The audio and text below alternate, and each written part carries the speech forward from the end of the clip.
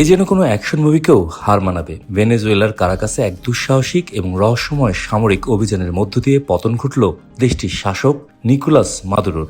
Oval অফিসে the new York পোস্টকে দেয়া এক একান্ত সাক্ষাৎকারে খোদ প্রেসিডেন্ট ডোনাল্ড ট্রাম্প এই অভিযানের অবিশ্বাস্য সাফল্যের পেছনে থাকা গোপন মারণাস্ত্রের কথা ফাঁস করেছেন।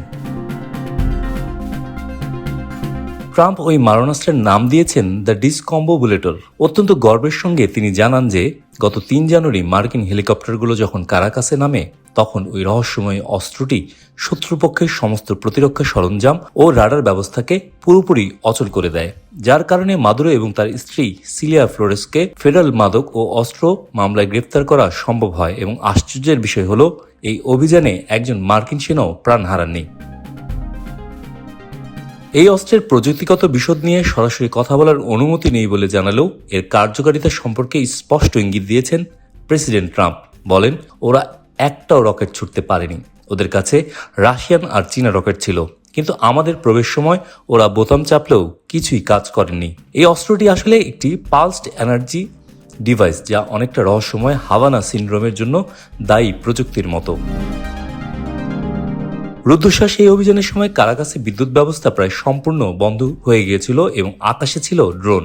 মাদুরোর নিরাপত্তা দলের এক সদস্য জানান, হঠাৎ করেই কোনো ব্যাখ্যা ছাড়া তাদের রাডার বন্ধ হয়ে যায় এবং এক পর্যায়ে প্রচণ্ড শক্তিশালী কোনো শব্দ তরঙ্গ বা সোনিক অস্ত্রের আঘাতে তাদের সবার মাথার ভেতরে বিস্ফোরণের মতো অনুভূতি হয়। উপস্থিত সেনাদের নাক দিয়ে রক্ত ঝরছিল এবং অনেকে রক্তবমি করতে মাটিতে লুটিয়ে পড়েন। তারা এতটাই অসাড় হয়ে গিয়েছিলেন যে উঠে দাঁড়ানোর ক্ষমতাটুকু হারিয়ে ফেলেন। বর্তমানে ৬৩ বছর বয়সী মাদুরো ব্রুকলিনের একটি ফেডারেল কারাগারে বন্দী হয়ে নার্কো সন্ত্রাসবাদের বিচারের অপেক্ষায়। অন্যদিকে ভেনেজুয়েলার অন্তর্বর্তীকালীন নেতা হিসেবে দায়িত্ব পালন করছেন সাবেক ভাইস প্রেসিডেন্ট ডেলসি রদ্রিগেজ, যার সঙ্গে মার্কিন প্রশাসনের সম্পর্ক বর্তমানে অত্যন্ত চমৎকার। এদিকে ভেনেজুয়েলার এই সফল অভিযানের পর ট্রাম্প এবার সরাসরি ড্রাগ কার্টেলগুলোর বিরুদ্ধে যুদ্ধ ঘোষণা করেছেন। তিনি স্পষ্ট হুঁশিয়ারি দিয়েছেন, প্রয়োজনে মেক্সিকোতেও স্থল অভিযান চালানো হতে পারে।